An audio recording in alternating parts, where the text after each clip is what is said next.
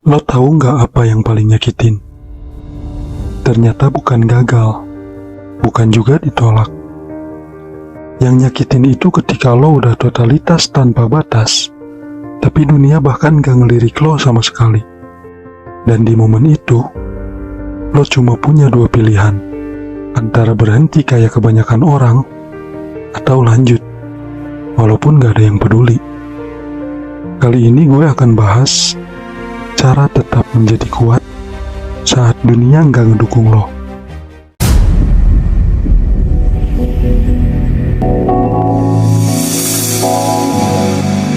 Gue tahu gimana rasanya ketika lo bangun pagi dengan mimpi dan harapan, tapi kenyataan gak ngasih apa-apa balik ke diri lo.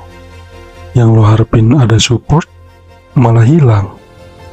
Yang lo sangka bakal ngerti, taunya malah ngeledek. Yang lo pikir bakal ada buat nemenin lo, ternyata malah sibuk sama dunianya sendiri. Dan di tengah sepi itu, lo mulai mikir, gue masih kuat gak ya? Tenang bro, gue bakal kasih lo cara paling real buat tetap menjadi kuat. Bahkan ketika dunia gak ngasih lo apa-apa. Kita langsung aja ke poin yang pertama. Lo bisa mulai dengan terima dulu kenyataannya. Lo harus belajar nerima dulu kenyataannya bahwa dunia gak wajib ngertiin lo. Faktanya simple. Mimpi lo, ya tanggung jawab lo. Bukan hak orang lain buat ngerti.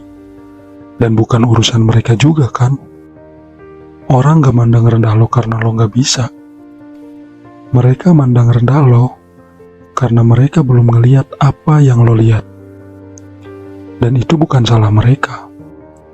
Itu cuma tanda satu hal, bahwa lo punya sesuatu yang lebih besar dari rata-rata orang. Karena mimpi kecil itu gampang buat dipahami, sedangkan mimpi besar butuh bukti yang nyata. Dan urusan bukti, itu tugas lo, bukan mereka, dan bukan gue juga kan. Ketika lo udah bisa nerima itu tanpa drama, tanpa pura-pura, barulah lo punya ruang buat naik level. Dan ketika lo udah mulai bisa nerimain itu semua, selanjutnya lo harus belajar buat stop nyari validasi. Karena itu penghambat terbesar dalam perjalanan hidup lo. Lo harus ngerti satu hal.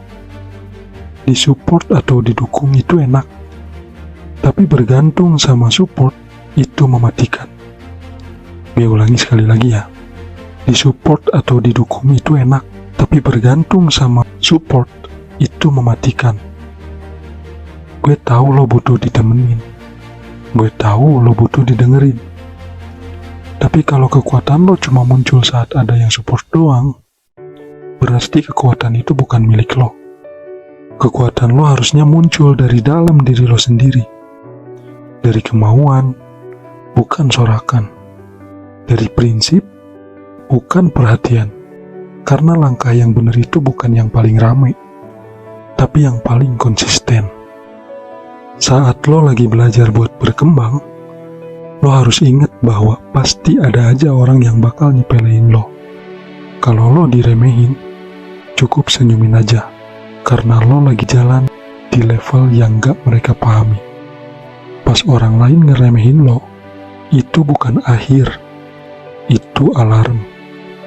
Alarm bahwa lo lagi main di jalur yang bukan jalurnya mereka. Lo mau tahu reaksi yang paling kelar saat diremehin? Bukan marah, bukan membalas, bukan juga ngejelasin. Tapi cuma satu, senyum. Karena senyum itu punya makna yang kayak gini.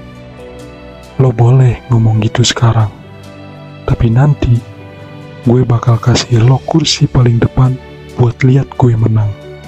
Biar waktu yang ngomong, biar progres yang menjawab. Karena lo harus teguh di saat tersakiti. Setiap orang yang akhirnya berhasil, pasti punya fase gelap, pasti punya fase paling sepi, pasti punya fase paling dingin, dan pasti punya fase paling bikin banyak mempertanyakan sesuatu ke diri sendiri. Dan lo tahu, itu adalah fase dimana karakter lo lagi dibentuk. Lo gak bisa naik level tanpa rasa sakit. Kayak otot yang harus mengalami robekan buat diperbaiki oleh tubuh, biar otot lo jadi lebih kuat dan lebih besar. Kalau hari ini lo lagi ngerasa hancur, itu bukan tanda lo gagal. Itu tanda lo lagi diuji, dan lo bakal keluar menjadi lebih kuat daripada lo yang sebelumnya.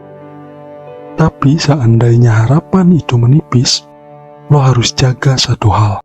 Jangan sampai harapan itu padam. Semua orang kuat punya satu kesamaan. Mereka nggak matiin harapan mereka sendiri. Lo boleh capek, lo boleh nangis, lo juga boleh berhenti sebentar. Tapi jangan sampai matiin api kecil di dalam hati lo. Karena walaupun redup, asal lampunya masih hidup, lo masih bisa ulang dari awal.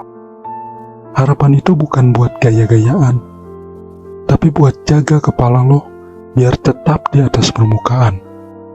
Mari kita belajar dari kisah Thomas Edison yang pernah gagal ribuan kali pas bikin bola lampu. Ribuan bro, bukan 3 kali, bukan 100 kali. Dan setiap kali dia gagal, dunia literally bilang dia ngaco. Tapi dia cuma jawab, aku tidak gagal. Aku hanya menemukan ribuan cara yang tidak berhasil.